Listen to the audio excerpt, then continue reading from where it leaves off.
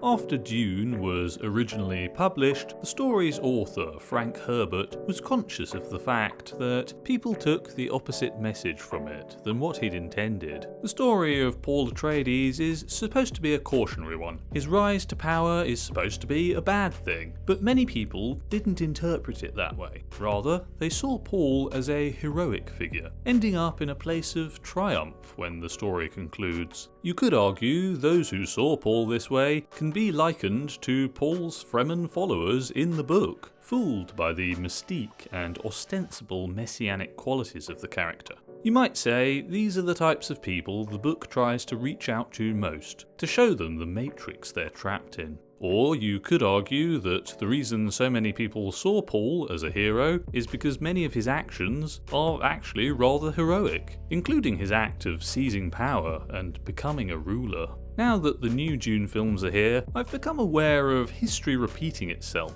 as some people have made the case that Villeneuve's Paul Atreides comes across as more of a hero than an anti-hero. Once again, like with the book, there's ample material in the modern Dune films to use as evidence to make a strong case that Paul is indeed a hero, in spite of the director's attempts to avoid the character being perceived this way. So let's dive into the reasons for that, shall we, and explore whether or not the modern cinematic version of Paul Atreides is a hero after all. Let's begin by establishing why Paul is supposedly an anti-hero. Paul's journey is largely defined by his movement towards seizing power, to wield it as a vengeful blade against his enemies. In order to achieve this, he acts strategically and manipulatively, becoming increasingly brutal and more distant from his compassionate origins. He treats the Fremen like tools to achieve his ends of revenge, leaning into their belief in the prophecy about him, manipulating them into following him as their leader.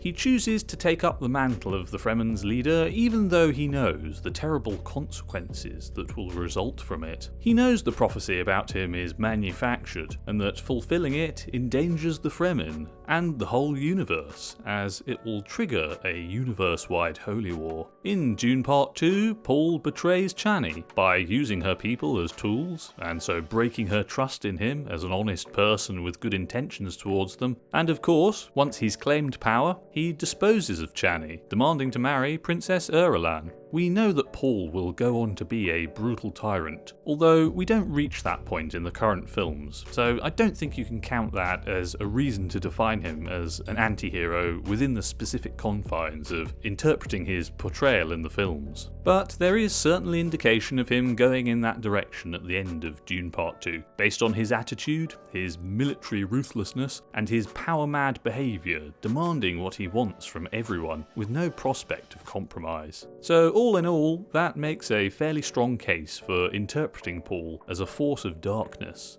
But let's go to the other side of things, and try to understand why people would deem him a hero, in spite of all these things mentioned so far. Paul's fight is a justifiable cause. He was wronged by evil forces, and he's seeking retribution for the crimes against his family through the only avenue available to him. As well as that, he is helping the Fremen defeat this enemy they share in common with him. Although there are other implications for that alliance which will be negative for the Fremen, but that's down the line from the immediate imperative to get those Harkonnens off their land. More broadly than that, Paul is rebelling against a dark system of power that has been playing God throughout history, choosing who lives and dies by ordering assassinations and puppeteering figureheads of power. He's taking control of a system that has controlled him his whole life, usurping the Bene Gesserit, who are responsible for his circumstances through their wide-reaching political machinations. To begin with, and even most of the way through the story, Paul has a working moral compass, which is why his bad actions are more meaningful, because he knows the moral implications of them. He's critical of the manufactured prophecy about him being a messiah, excoriating Jessica for what the Bene Gesserit have done to the Fremen people, with word of that prophecy disseminated. Throughout the story, Paul has had an aversion to killing, reluctant to kill the Fremen combatant he fought at the end of Dune Part 1, and at the end of Dune Part 2, refusing to kill Stilgar, when, as part of Fremen custom, Stilgar demands it of him, so Paul can take his place as leader.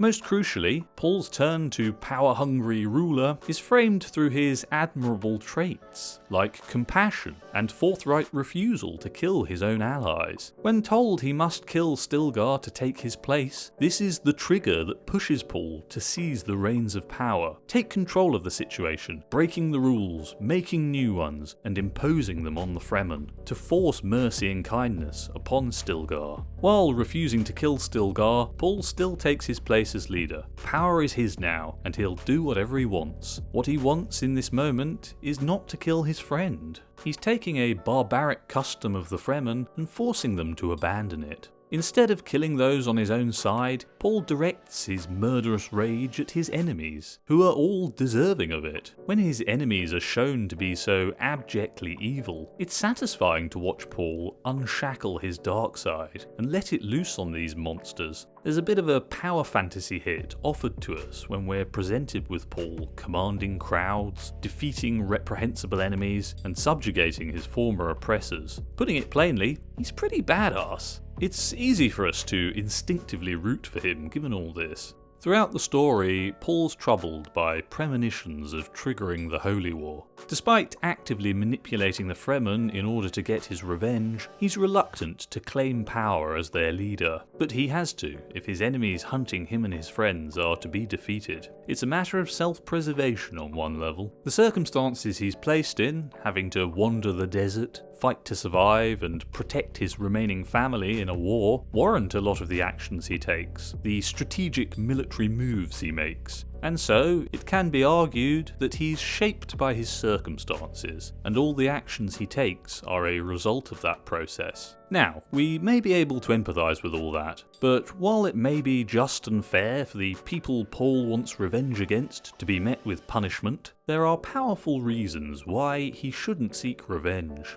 It's an internally corrupting pursuit, and it endangers the whole universe because it pushes towards the Holy War Paul foresaw, bringing about the future of starving, fighting, suffering masses he's tormented by premonitions of. This acts as a neat metaphor for the way in which a flourishing ethos of retribution by revenge tears apart society and makes hell for us all. Anyway, weighing all this up on the scales of ethics, if not unequivocally good or bad, Paul seems to be a morally ambiguous character, and can be interpreted as either good, bad, or just a person interacting with the circumstances he's placed in, struggling to balance conflicting and confusing incentives. A teenager thrust into a world of war. Often the most interesting kinds of fictional characters are those you can't easily pin to a particular binary moral category. People are often complex, and fiction that authentically illustrates that reality and sparks debate about the morality of a character's actions offers a more thought-provoking, psychologically enriching experience. With sophisticated stories such as Dune, it's better to embrace the nuance of the characters and let the audience make up their own minds about the morality of the characters' actions.